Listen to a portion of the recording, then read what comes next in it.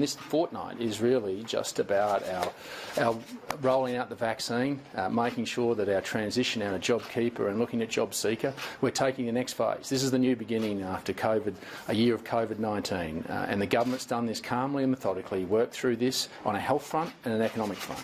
I've got to say, with the vaccine, it'll be hitting Australia in the next couple of days, and then we'll be rolling that out. We've done this better than anyone else in the world. We haven't had to rush this. We haven't had to jump in and take a vaccine we weren't sure about. We've let it be tested, we've let the authorities look at it, we've done it in a way that should give the Australian public confidence in what we've done.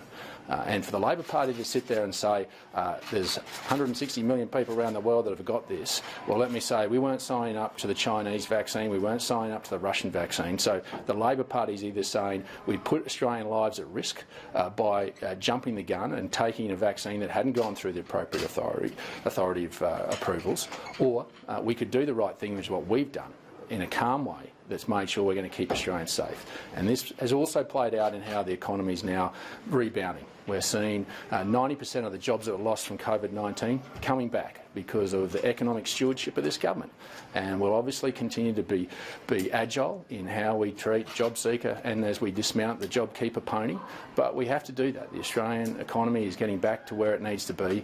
We've supported them as best we can, and now it's time for that transition. And the Australian public is responding. They're responding, and businesses are responding. And I think as Australians, we should be damn proud of the job that we've done and the fact that you live here in Australia compared to anyone else in the world. Again, we're more than a lucky country. We're a bloody good country. Minister, where are Australia's doses of the Pfizer vaccine?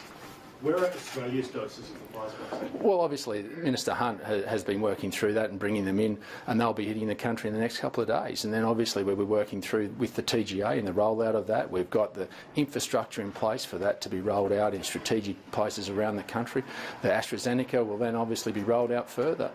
We haven't had to rush this, because we haven't had the health problems that other nations around the world have had. So I think Australians, I think Joe Blow out in the street is pretty calm about the rollout of these vaccines. The only ones that are getting upset about is the Labor Party, and that just shows the reckless nature in which they're prepared to act for a headline.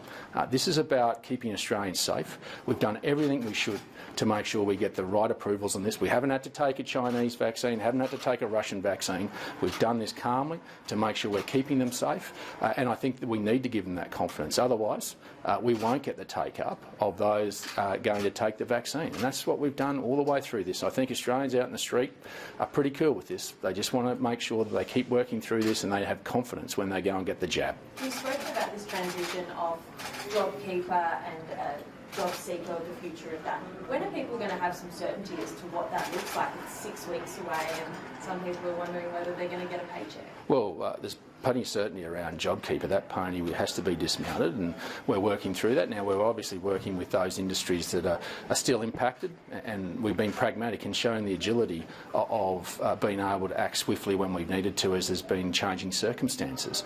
The JobSeeker piece is one that we've been continuing to work through as a government, and obviously we're coming very close to a solution about what that'll look like. And I think Australians will have confidence in that well in advance of knowing when we get to the end of the March what will happen.